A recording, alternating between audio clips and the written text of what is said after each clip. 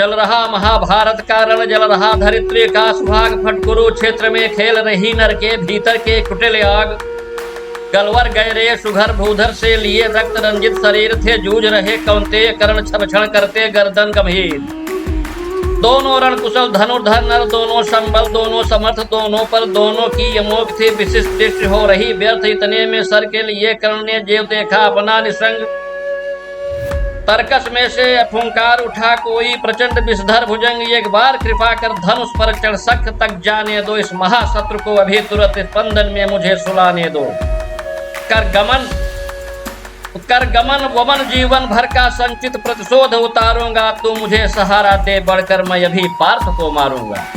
अर्जुन और कर्ण के इस प्रतिद्वंदिता के बीच उस युद्ध का वो क्षण है जब ये दोनों एक दूसरे की जान लेने पर तुले थे। उसी बीच जब कर्ण ने अपने तर्कस पे हाथ रखा तो उसमें से एक विषधर भुजंग फुंकार उठा और कर्ण से कहा कि एक बार अपनी प्रतंज्या पर मुझे चढ़ाकर छोड़ दो,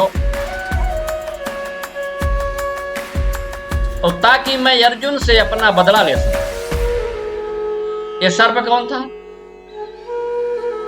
ये सर्प वही था जब इंद्रप्रस्थ का निर्माण हो रहा था और खांडव वन को सुघड़ सलोना बनाने के लिए, उसको साफ सुथरा बनाने के लिए अर्जुन ने अपनी अग्निबाण का प्रयोग किया था। तो वहां पे रहने वाले सर्पों का परिवार समूल नष्ट हो गए थे और सिर्फ वही एक सर्प बचा था, सुसेन, जो अर्जुन की बदला लेने की ठान। जब सुसेन सर्प ने इस तरह से कर्ण के लिए कहा तो कर्ण ने कहा, राधे जरा हंस कर बोला रे कुटिल बात क्या कहता है, जय का समस्त साधन नर का अपनी बाहों में रहता है। राधे ने कहा कि यह कुटिल, तुम इस तरह से मुझे जो कह रहे हो मुझे स्वीकार नहीं है। राधे जरा हंसकर बोला रे कुटिल बात क्या कहता है, जय का समस्त साधन नर का अपनी बाहों में रहता है। उस पर भी सांपों से मिलकर मैं मनुज से युद्ध करूं, जीवन भर जो निष्ठा पाली उससे आचरण विरुद्ध करूं। तेरी सहायता से जय तो मैं अनायास पा जाऊंगा आने वाली मानवता को, लेकिन क्या मुंह दिखलाऊंगा। संसार कहेगा जीवन का सब सुचित्र कर्ण ने छार किया, प्रतिबद्ध वध के लिए सर्प का पापी ने सहाय लिया। हे यशसेन तेरे अनेक वंशज है, छिपे नरों में भी सीमित वन में ही नहीं बसते, पुरग्राम घरों में भी ये नर भुजंग मानवता का पथ कठिन बहुत कर देते हैं। प्रतिबल वध के लिए नीच सहाय सर्प का लेते हैं। अर्जुन है मेरा शत्रु किंतु वह सर्प नहीं, नर ही तो है। संघर्ष सनातन नहीं बस इस जीवन भर ही तो है। जा भाग मनुज का सहज शत्रु मित्रता ने मेरी पा सकता, मैं किसी हेतु यह कलंक अपने पर नहीं लगा सकता। हमारे राष्ट्र कवि रामधारी सिंह दिनकर जी की रश्मि रति से यह कविता उद्धृत है। दानवीर कर्ण का वह जीवन,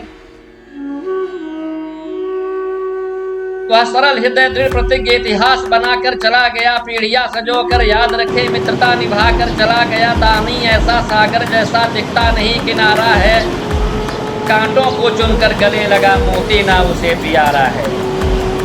घनघोर घटा कालिया में एक जग में अंधियारा लाते हैं, वह तो जीवन का दांव लगाए अपनी हद रोशन कर चला गया। कुंठा करे भले पीछा पर ढेर में कुंठित होते हैं, जैसे सूरज को लगे ग्रहण पर तनिक न विचलित होते हैं।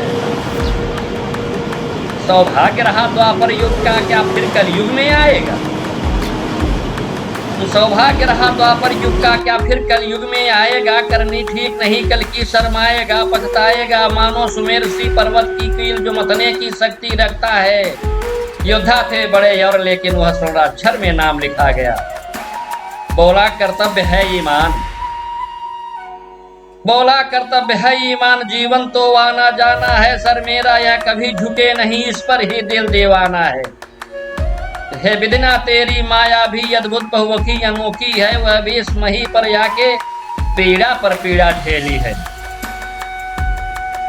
ऋण की परिभाषा की गति को उसने है ऐसा नाम दिया, लो अपना कर्ज समूल ब्याज उसने जीवन बलिदान दिया।